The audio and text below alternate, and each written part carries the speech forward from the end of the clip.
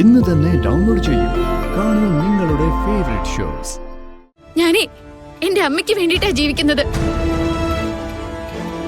Madam പറഞ്ഞ ഈ വേഷം കിട്ടിയത് പോലും എന്റെ അമ്മയെ രക്ഷിച്ചെടുക്കാൻ വേണ്ടിയിട്ടാ. കൃഷ്ണ, എനിക്ക് പോയേ പറ്റൂ. അക്കാര്യത്തിൽ ഒരു മാറ്റവും. ആ അതെ, ഇവരെ അമ്മയും മോളാണെന്നറിയാൻ ഒരു പ്രയാസമില്ല.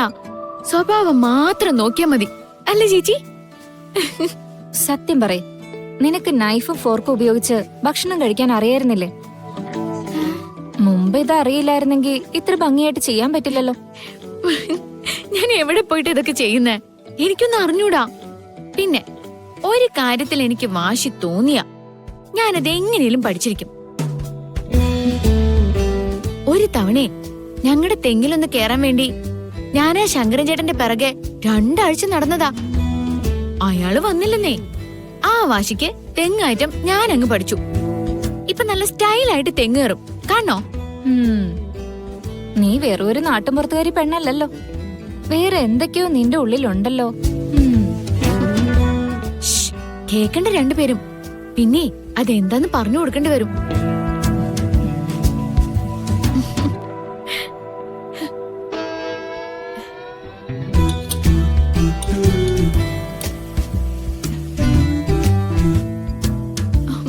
കളാവോ?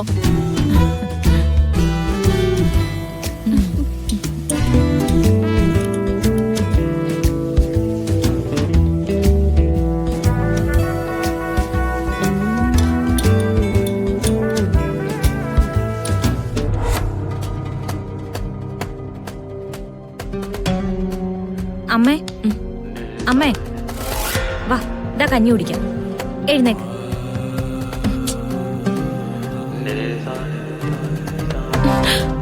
അമ്മേ, അമ്മേ, അമ്മേ, അമ്മേ, അമ്മേ, ഒട്ടും വയ്യ അമ്മേ. അത് എനിക്ക് എഴുന്നേക്കാൻ പറ്റുന്നില്ല. അയ്യോ, എഴുന്നേക്കാൻ നോക്കുമ്പോ എന്തോ മേലാകെ കുത്തി വലിക്കുന്ന പോലെ. ഞാൻ പിന്നെ കഴിക്കാമേ. ഞാൻ കുറച്ചേരം ഒന്ന് കിടക്കട്ടെ. അതൊന്നും ശരിയാവില്ല.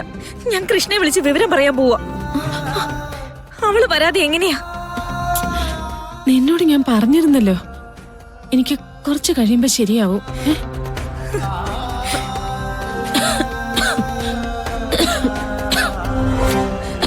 അയ്യോ അമ്മേ, അമ്മേ, ഇനി ഇങ്ങോട്ടൊന്നും പറയണ്ട. ഞാൻ എന്തായാലും അവളെ വിളിക്കാൻ പോവാ.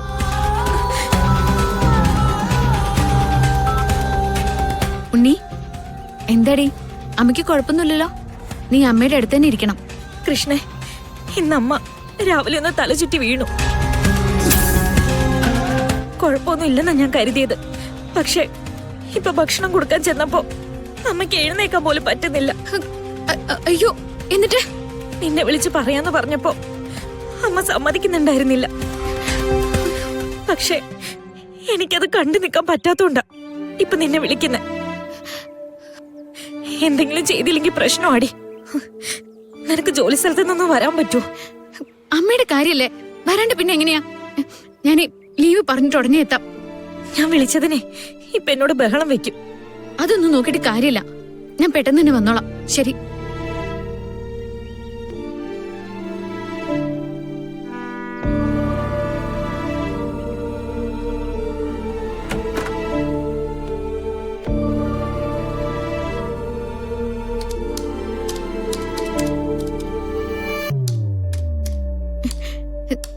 സിനി ചേച്ചി, സിത്താരമ്മയുടെ എവിടെ?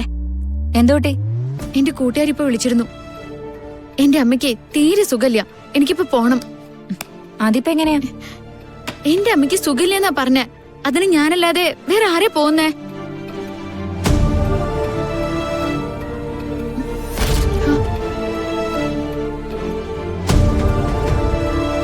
എന്താ ഇവള് ബഹളം വെക്കുന്നത്?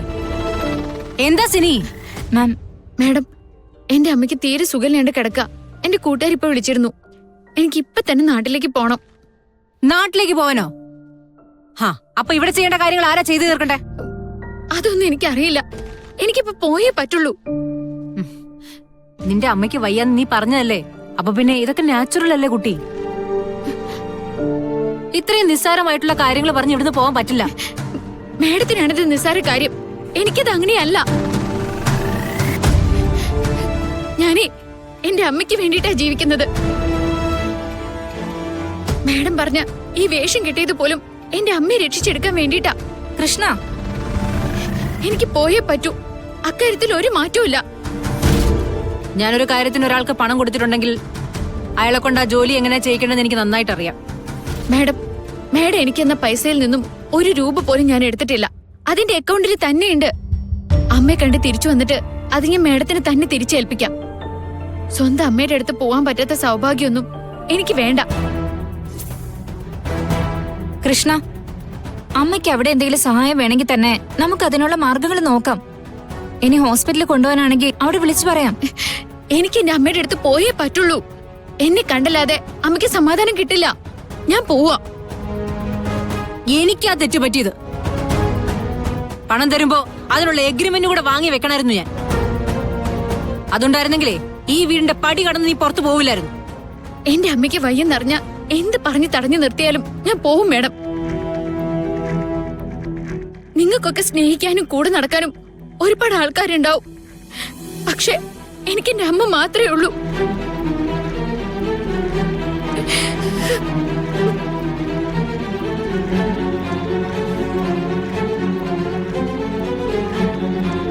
മാം, ഈ നാട്ടിൻപുറത്തെ അമ്മയും മോളും ആകുമ്പോ മിണ്ടരുത്. നാട്ടിൻപുറത്തെ അമ്മയ്ക്കും മോക്കും എന്തത്ര വലിയ പ്രത്യേകത? ഞാൻ നീട്ടി എന്റെ ചില്ലറ വാങ്ങിയിട്ട് എന്റെ എച്ചില് തിന്നാൻ വേണ്ടി ഈ വീട്ടിനകത്ത് കയറി വന്നവളാ അവള്. നിഷേധിച്ചിറങ്ങി പോയത് കണ്ടില്ലേ? അവളുടെ അമ്മ എന്നോട് ചെയ്തതിന് പ്രതികാരം തീർക്കാനായിട്ട് ഞാൻ ശ്രമിച്ചാലുണ്ടല്ലോ, അവൾ പിന്നെ ജീവനോട് ഉണ്ടാവില്ല സിനി. മാം, അതിനെപ്പറ്റി ചിന്തിക്കണ്ട. കുറച്ചു കഴിയുമ്പോ നമുക്ക് കൃഷ്ണനെ വിളിക്കാം. നോ, അവളുടെ അമ്മ എന്റെ ലൈഫ് സ്പോയിൽ ചെയ്തതാ. ഇനി ഇവളായിട്ട് എന്റെ മകളുടെ ലൈഫ് സ്പോയിൽ ചെയ്താലുണ്ടല്ലോ, രണ്ടുപേർക്കും ഒരുമിച്ചുള്ള ശിക്ഷയായിരിക്കും ഞാൻ വിധിക്കുക. സിതാര ശ്രീനിവാസനെ കുറിച്ചേ അവളുടെ അമ്മയോട് പറയണം. അവൾ അത് കേട്ട് നടുങ്ങണം, കരയണം. ആ അവസ്ഥയിൽ എത്തിച്ചു കളയും ഞാൻ.